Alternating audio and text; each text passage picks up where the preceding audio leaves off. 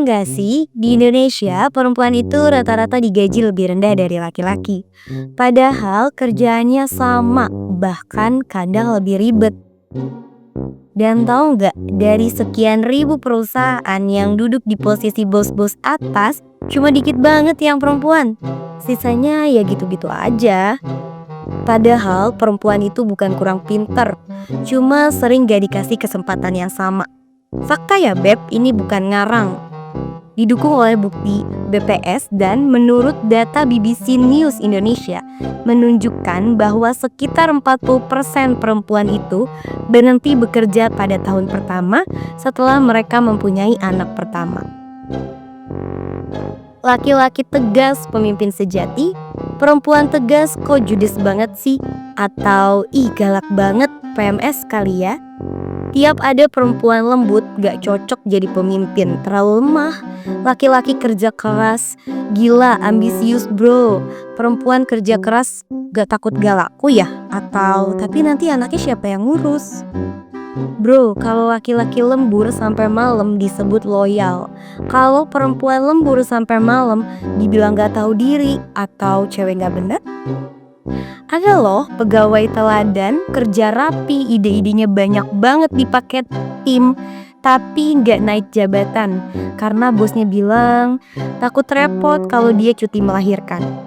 Coba deh dipikir, udah kerja bagus tapi dianggap beban hanya karena kamu bisa punya anak. Tapi tenang, kita nggak cuma mau nyinyir di sini ya Beb, kita bawa solusi juga. Kita bikin solusi kekinian versus solusi basi. Yang pertama, soal promosi jabatan. Solusi basi biasanya kita pilih yang paling siap. Padahal dari awal yang dikasih tugas besar ya si A, yang laki-laki. Yang B nggak dikasih kesempatan buat siap.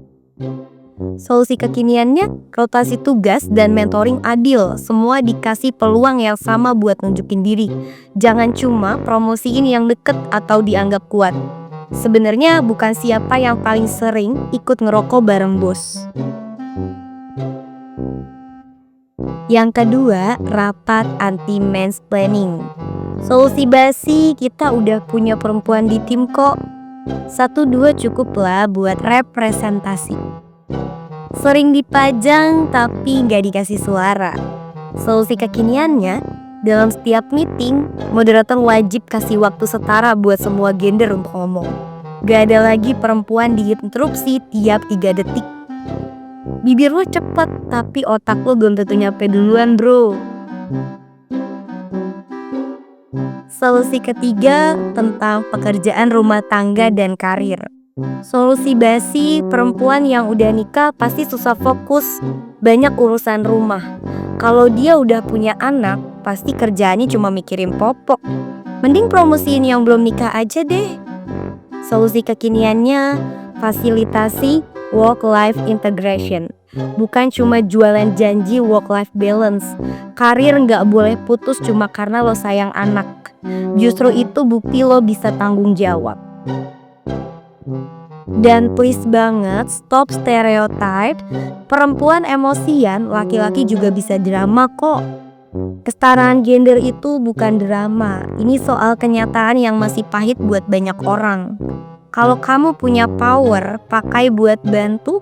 Kalau kamu punya suara, pakai buat menyuarakan yang dibungkam. Karena kerja keras itu gak kenal kelamin. Tapi sistem kita masih terlalu sering pura-pura buta. Gimana, sekarang udah ngena di jidat gak?